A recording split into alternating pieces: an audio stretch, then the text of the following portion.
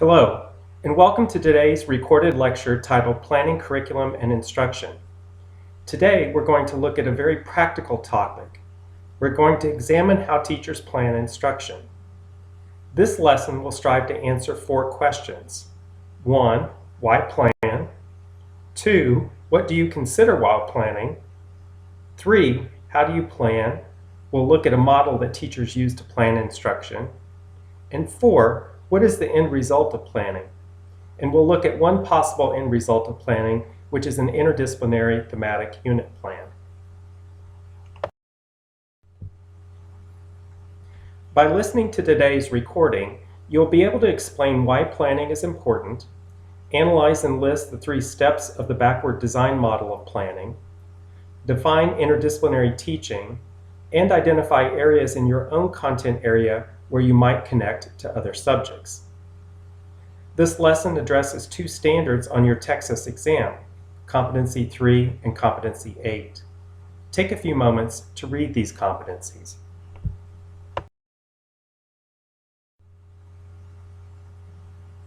Let's look at the first question, why plan?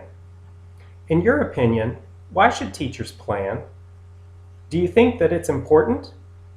Why do you think that teachers do not plan? In my professional opinion, the biggest mistake that teachers make is not planning. It's the biggest reason that they are ineffective. Since you're taking this curriculum course with me, you probably have figured out that curriculum and planning are important to me. Don't be one of those teachers who plans his or her lessons while driving to work in the morning. There are several reasons why you should plan. You need to plan so that you can meet diverse students' needs. Realize that there are many different types of learners in each class. You'll have gifted and talented students, special education students, English language learners, unmotivated students, and etc. Teachers have to teach in specific ways to address each group's needs. Second, you need to plan so that you ensure classroom control. An area where beginning teachers often struggle is in the area of classroom management. One reason teachers may struggle is because their teaching is not engaging to their students.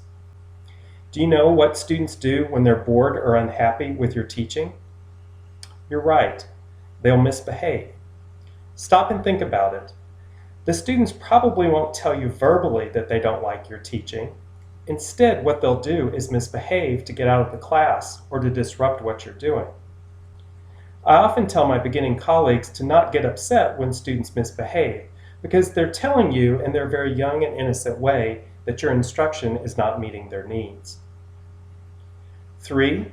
Planning helps you to use your time efficiently. How many days are there in a school year? If you remember, we've talked about this, and there are 180 days. And also realize that we don't teach all 180 days because there are all kinds of disruptions to our teaching. For example, there will be days when you have pep rallies or assemblies. There will be days set aside for testing, and there will even be days when there are large numbers of students will be gone for, say, music or sporting events. Since we don't have 180 teaching days, we need to make sure that we're teaching well on those days when we do have an opportunity to teach. 4. One of our jobs as teachers is to help students to make sense of our content area. When we plan, we're able to lay out sequentially the information. We're able to teach the basic or the foundational information first, and then introduce more complex information as the year progresses. Along the way, we help students to make sense of this information and to understand the relationship among ideas. Planning allows us to be more thoughtful and more purposeful in how we teach information. Finally, planning allows us to reflect on our own teaching. And I would strongly encourage every teacher to write down their lesson plans. Some teachers will write their lesson plans in a planning book, and others will type them on their computer. Whatever you do, write down your lessons. And why? It's sad, but because we live in such a litigious society, parents may sometimes challenge your teaching. And it's easier to defend what you're doing if you have written lesson plans to document what you're doing in each class. Question 2 is, what do you consider while planning? Well, here are some of the big ideas to keep in mind as you plan. First of all, you want to consider your students. Are you teaching an honors class, a regular class, or a low-level class? Are you teaching an advanced placement course or a regular course? Who are your students? We teachers always keep in mind the students, and they're always at the forefront of our planning. Next, you have to remember what the definition of effective teaching is. Do you remember in our previous lessons on this topic? How would you define effective teaching, and what are some of the characteristics of effective teaching? Take a moment to jot down some ideas in your notes. Although the definition of effective teaching has changed over time, our current definition can be summed up with one phrase: student-centered instruction. Do you remember my definition of a perfect lesson? I said that when a teacher keeps all students engaged in meaningful learning from tardy bell to dismissal bell, that's a perfect lesson. In addition to your students and the definition of effective teaching, you also want to keep in mind some common frameworks of teaching. Many teachers in the United States are using the Danielson framework for teaching, and it's going to appear on the next slide. This particular framework highlights the various areas that teachers consider when planning. Note the big domains at the top of each rectangle. Notice how the framework moves in a clockwise fashion, with each domain building on the previous ones. I've given you this slide as a handout, and you may want to keep it handy as you move through our teacher preparation program, because professors will reference it often. The next question that we must ask ourselves when planning is, how do you plan? There is a famous model that teachers use when planning, and it's called the Backward Design Model for Planning. It was created by Grant Wiggins and Jay McTighe. The model has 3 steps. Step 1, start with the end in mind. These are your objectives. What do you want the students to know by the end of the lesson or at the end of the unit? Step 2, determine the assessments. What will students do to demonstrate that they have met the objectives or learned the information? Will students take a test, or will they complete a project? Step 3 has to do with the backing up. This is where the model's name comes from. You, the teacher, after identifying the end goals or the objectives and the assessments, you back up and then plan your instruction. What activities will you use that will help students to reach the objectives? When I look at this model, it seems very commonsensical. To me, there are many times when we as adults will follow this type of thinking. Can you think of some of the times when you use these 3 steps? How about going on a journey? Perhaps at the end of the semester, you're planning a trip to a fun location. Let's apply this model to taking a journey. First, you select a destination. That's your objective or the end location in mind. Next, you ask yourself, how will you know when you've arrived? Perhaps if you get off the airplane, you know that you've arrived. Or if you drive to the hotel, you know that you've arrived. Finally, you back up and determine the destination. How will you get to the destination? Will you fly on a plane and go through Dallas, or perhaps through Houston? Will you drive and take a particular route? You might even decide to ride your bike or walk. To me, this model resembles goal setting. What is the goal? How do you know that you've reached your goal?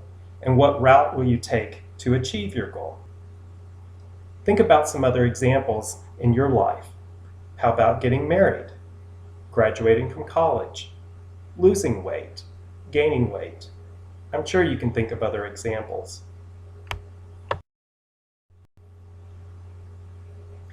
Question 4 is, what is the end result of planning? For teachers, there are several possible answers. You might be planning one activity that will be implemented in a lesson. You might be planning one lesson that you will teach during the week. Another possibility is that you might be planning a unit of instruction that you will teach over several days. Most teachers, when they plan, they develop a unit of instruction. So what is a unit plan? A unit plan is simply a series of lessons that relate to the same topic or theme. Sometimes this is referred to as a thematic unit plan. Often, when teachers plan, they will utilize a textbook. For you, the beginning teacher, this is a good starting place. Textbooks are a good resource to use because the textbook publishers have already done a lot of the planning and the gathering of materials for you. During your first years of teaching, you will be very busy, so I advise you to utilize their resources. Then, after you've taught for several years, you can begin to move away from the textbooks, and this is what experienced teachers will do. Remember that in a textbook, there are many chapters, and so in essence, each chapter is a unit of instruction. Do you remember when I showed this graphic at the beginning of the semester? There are different layers of curriculum, and what we're talking about today is a unit plan. Teachers will often teach 2 or 3 or perhaps even 4 unit plans during a 6 weeks grading period. And a unit plan often will span a couple of weeks. So, a unit is bigger than a weekly plan, but smaller than a 6 weeks plan. Keep in mind the level of detail. A unit plan will have some detail, but it won't be as detailed as a daily lesson plan. Later in the semester, we'll study how to make those detailed daily lesson plans. And one more note before we move forward. This semester, I've been teaching you about instructional strategies. Which level are the instructional strategies located? You're right. They're located at the activity level, or the lowest level.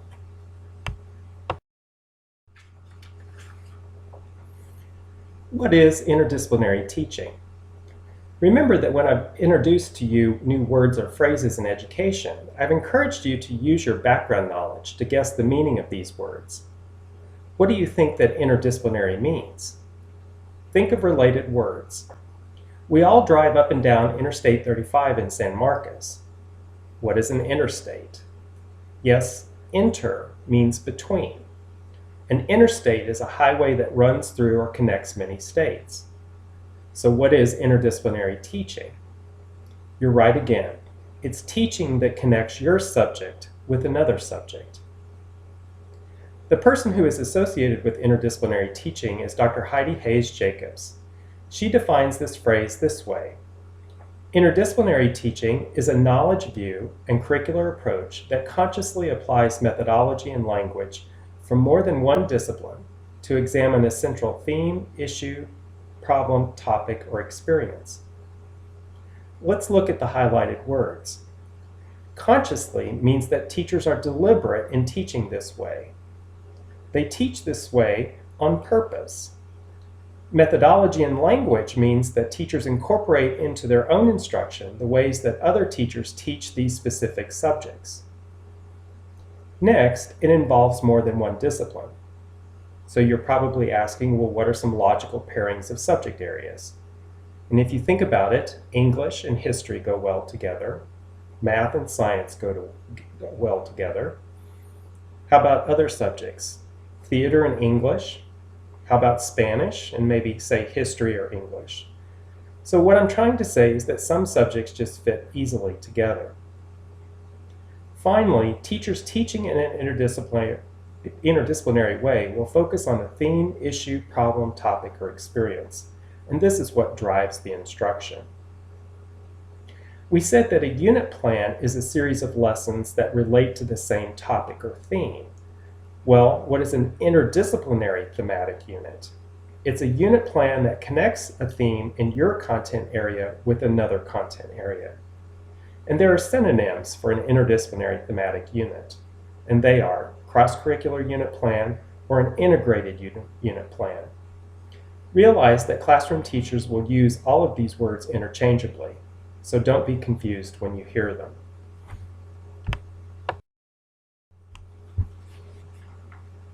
Why should we teachers teach in an interdisciplinary way? This particular approach is a classic in education. It's been around for a long time. It's not a fad. In fact, there are historical documents that indicate that Johann Hebert was teaching in this way in the late 1800s in Germany. So the approach has been around for more than 100 years. Do you remember your teachers teaching this way when you were a child? This approach is used all the time by our elementary school colleagues.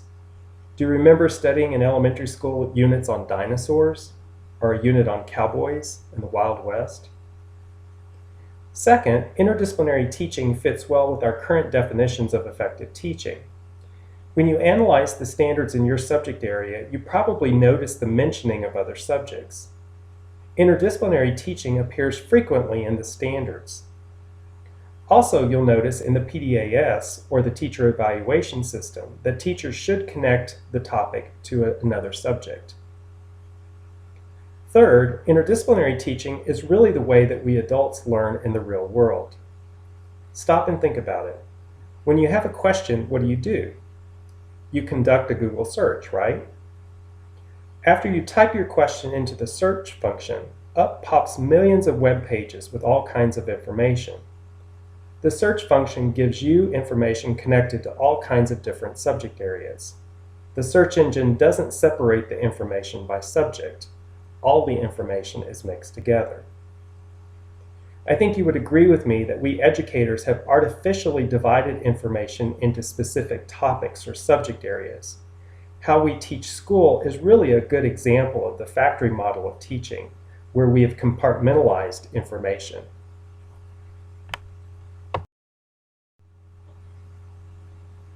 What's interesting to note is that there is a large body of research that supports interdisciplinary teaching. When we studied the No Child Left Behind legislation a couple of weeks ago, we learned that the federal government wants us professors teaching you all new teachers instructional strategies and approaches that are supported by research. Well, guess what? There is a body of research that shows that students will learn if teachers teach this way. Back in 1942, Dr. Aiken conducted an 8-year study in 30 high schools and found that students learned when teachers taught in this way. Two scholars named Vars and Hartzler conducted studies more recently in 2000 that confirmed that interdisciplinary teaching is a good way to teach. There's also a theoretical reason for teaching this way. And in your graduate level reading courses, you probably have learned about schema theory, which says that people learn when they're able to connect new information to old information, which is also known as their schema. Interdisciplinary teaching is a good way to teach because the brain can more easily make multiple connections to the existing schema.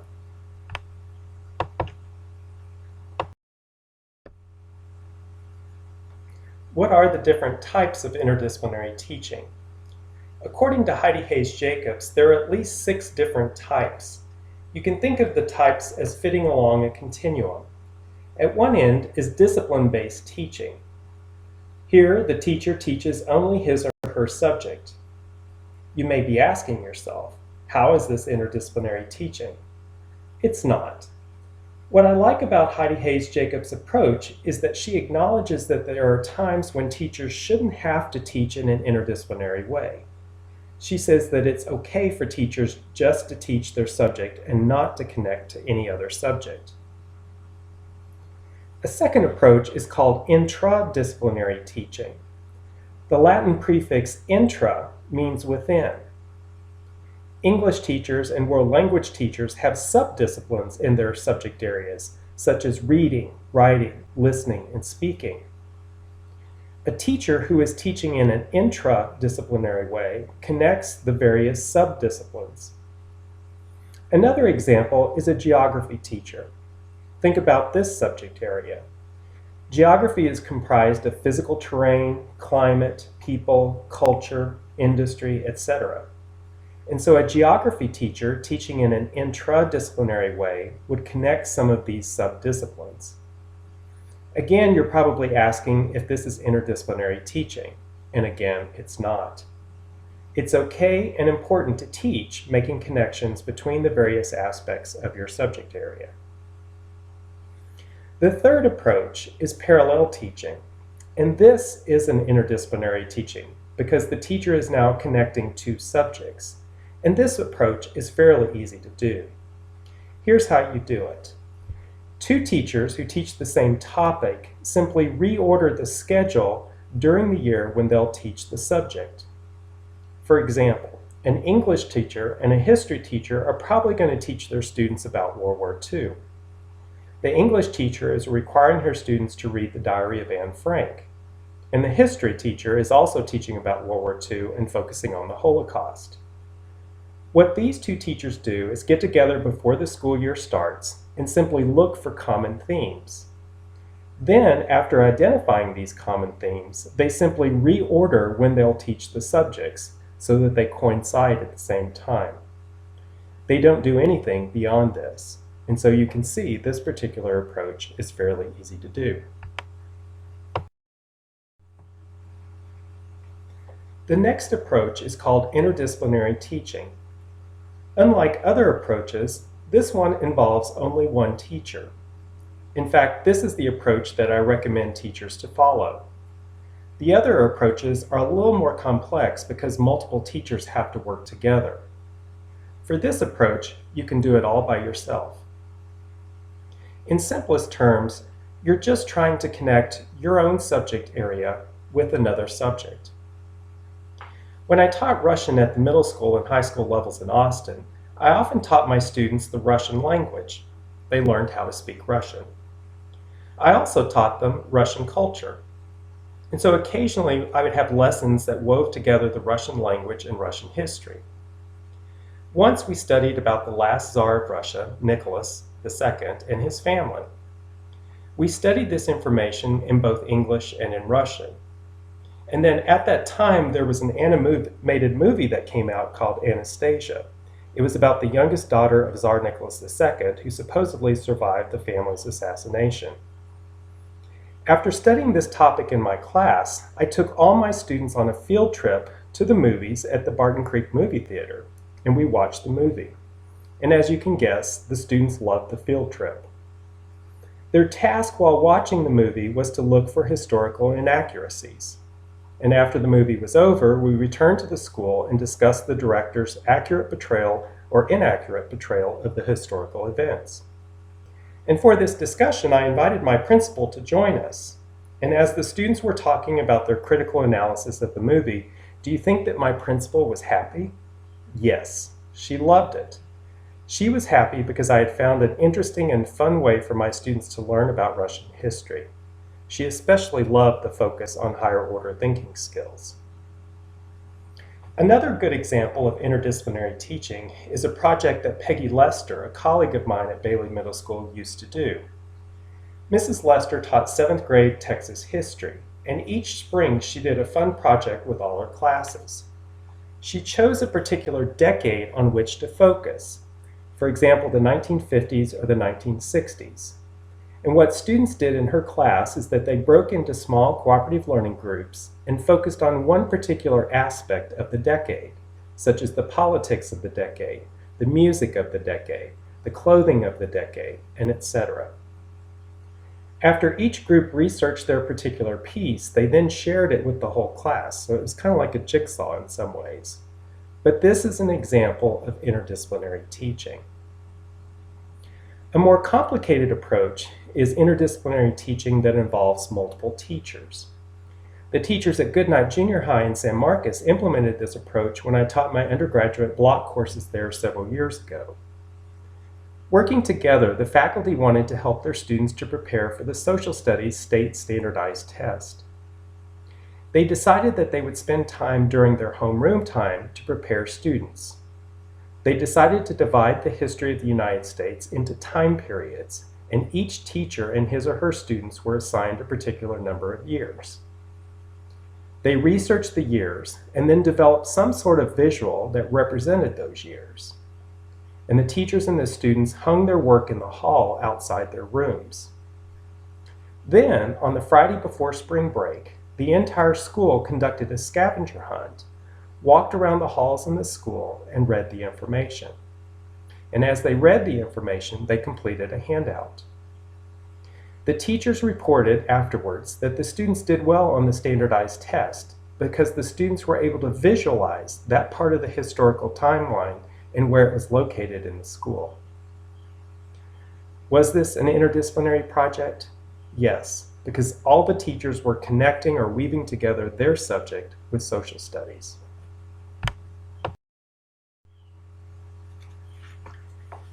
The most extreme form of interdisciplinary teaching, according to Heidi Hayes Jacobs, is the integrated day approach. Here are the unique characteristics of this approach. Teachers let the students select the theme, and then the teachers create the curriculum based on the students' questions.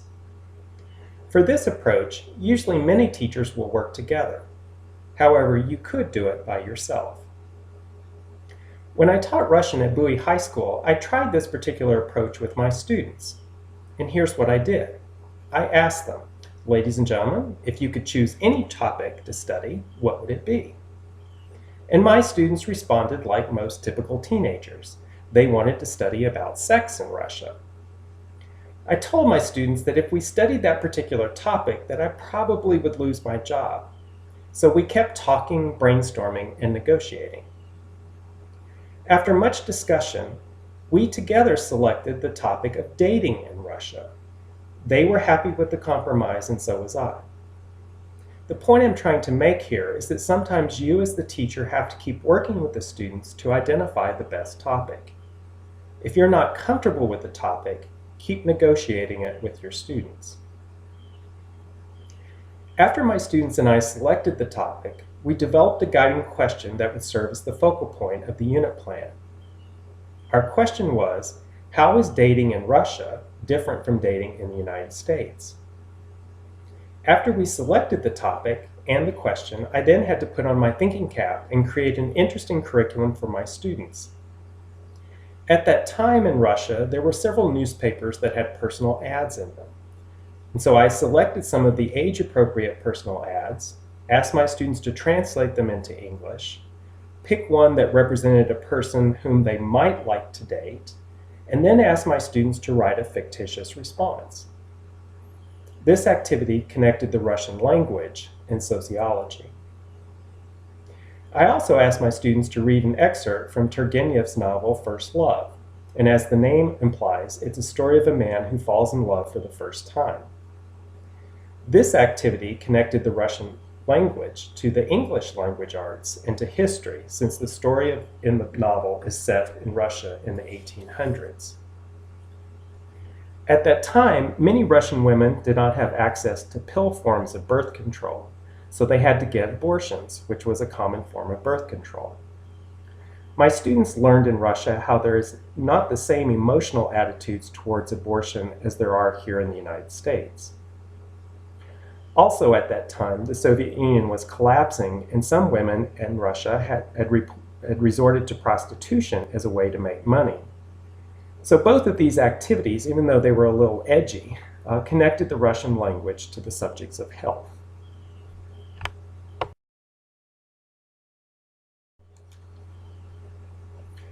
How do you create interdisciplinary lessons?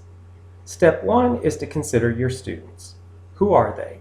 And what are they interested in? Step two is to select a tentative organizing center that is interesting to your students, significant, connected to the real world, and connected to the standards. Step three is to brainstorm alone first, then brainstorm with your colleagues. Heidi Hayes Jacobs says that you will generate more ideas if you first brainstorm by yourself. Next, you'll want to brainstorm with your students. Do this well in advance of when you're going to actually teach the unit. And so you might say to your students, boys and girls, or ladies and gentlemen, we're going to study such and such topic in the next couple of weeks. What are you interested in? Do you have any tangible items that you might bring to class that we could put in our data bin? And if you do this, students will help to enrich the unit by contributing items that they may have at home. Step four is to develop guiding questions for each day of the unit. Questions are a natural way to motivate your students because students are curious and they want to know the answers to questions. Questions also provide a good focus for each day's lesson. Step 5 is to develop the activities and the assessments, and you'll want to incorporate thinking skills and real-world or authentic assessments. Step 6 is to publicize your work. Share it with others. You might create bulletin boards in the halls just like the teachers from Goodnight Junior High did. Also, share your work with parents and community members. What I found that if you tell students that you're going to publicize their work, they will put more effort into it. And as a result, the quality of the work will be higher. Here are some final thoughts. 1, collaborate with colleagues to determine which approach works best for you and your students. Remember that there's no right or wrong way to do this. 2, start small. Remember, it's better to start small and experience some success first. Later, then you can make the units more complex and sophisticated. 3, select an organizing center that relates to a real-world issue. We do this as a way to motivate students. If they can see the connection between what you're teaching and the real world, they'll be more motivated.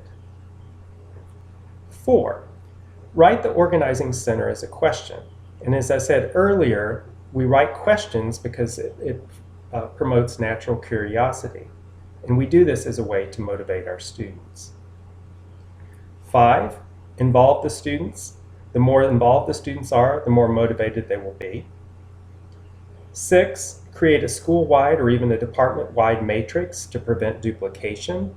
If there are several teachers that are doing interdisciplinary units, you want to make sure that you're not duplicating what they're doing, or at least that students are not having to take the same lessons over and over and over again.